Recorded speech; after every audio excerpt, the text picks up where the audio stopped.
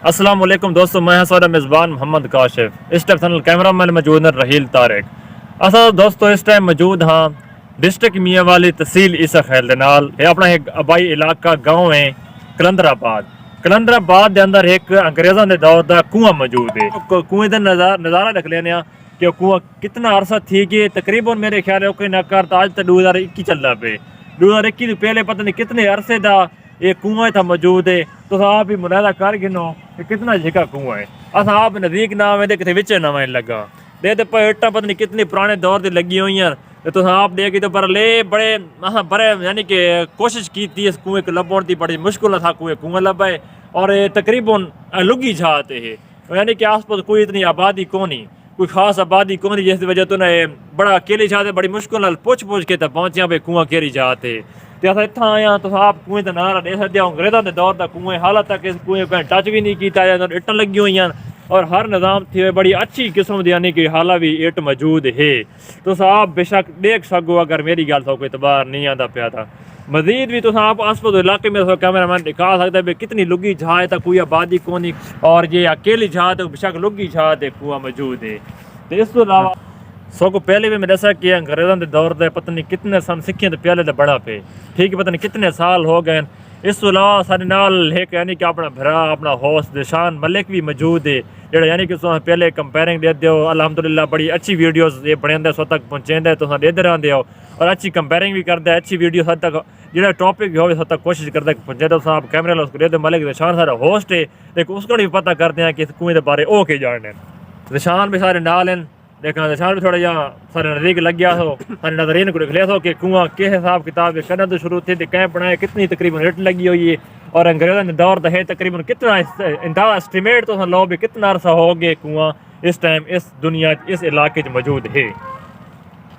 अस्सलाम वालेकुम काशिफ भाई तो पहले दस चुके हैं इस कुएं के बारे सारी डिटेल दे चुके हैं। बेदा दसना बस अपनी ड्यूटी पूरी करनी है तो मैं आ गया कैमरे के सामने तो ये साकू कुएं की मालूमात है। एक सारे दानिश भाई हैं बहुत करीबी दोस्तों साकू जैसा भाई त्राग शरीफ देखो भी कुआं मौजूद है। अज अस उत्थे आया वीडियो बनाई थी ताकि थोक भी ये वीडियो दिखा सका थोक भी वीडियो तुम भी देखो कि त्राग शरीफ पुराने असरात पाएँ तो एक कुएं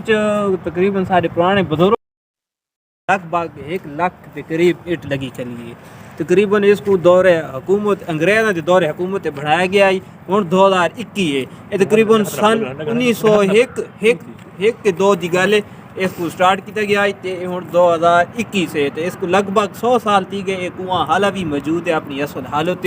इस तमीर इसकी जेरी की गई है। तो कैमरा मैन दिखा भी सके तो देख सकते हो दूर दूर तक नज़र नहीं आता इसकी गहराई कितनी ऊंचाई है अस अंदाज़ा ना ला सकते लेकिन तो कैमरा मैन दिखा ला ये कुआं तो देख सकते हो। अगर तुम आप ही आओ तो अपनी अखी ना त्राग शरीफ देखो भी मौजूद है ये कुआं तो आगे कुएं की सैर भी कर सकते हो। सारा काम है कि यानी कि स्वत तक एक यानी कि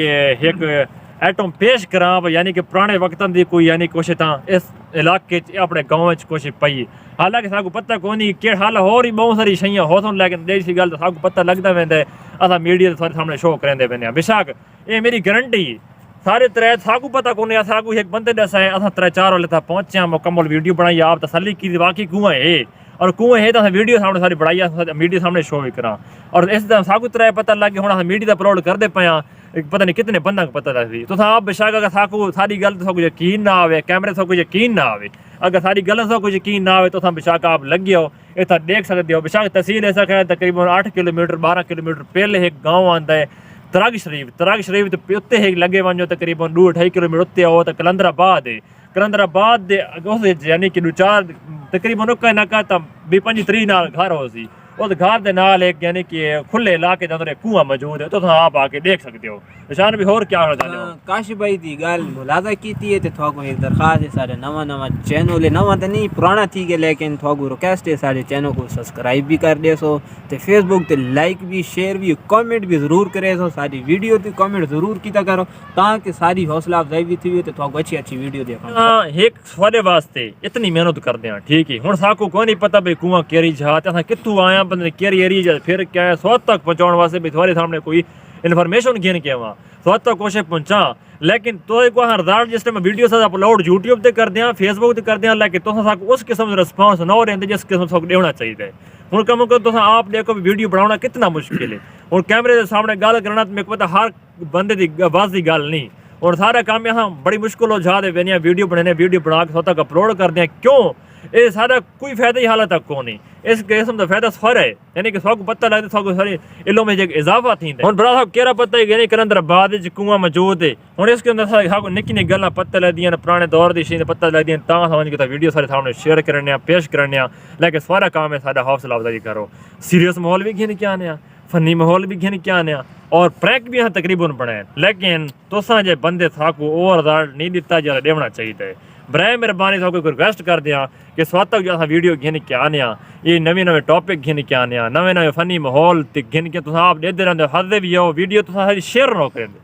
अगर तुम साको वीडियो सारी पसंद आती पे सारे चैनल को सब्सक्राइब करो फेसबुक पेज को फॉलो करो लाइक करो और उस कॉमेंट करो और जिस किस्म की वीडियोज़ भी अगर बनानी चाहे साको दसो साथ व्हाट्सअप से रब्ता करो बेशक सारे व्हाट्सअप नंबर भी ऐड है अगर न दस सकते कॉमेंट तले दो भी फलानी जहाँ ये काम है वो काम है हाँ इंशाल्लाह ताला इतना सारा वास लगा होता पैसा और उस किस्म की वीडियोज़ बढ़ा जिस किस्म तुम चाहो तो मिलसा इंशाल्लाह दोस्तों नेक्स्ट वीडियो सारे कहे जाओ तुसा और नेक्स्ट वीडियो सारी मैं तो रखे ना सत्य मैं उम्मीद रखे ना सारी वीडियो सपोर्ट कर सो इंशाल्लाह ताला मिलसा नेक्स्ट वीडियो और कुआं तुसा देख गए इलाका तुसा देख गए सारे सामने प्रूफ अगर वध सको यकीन ना तुसा मौके ते आप अखियां नाल रियल अखियां हकीकत देख सकते हो ते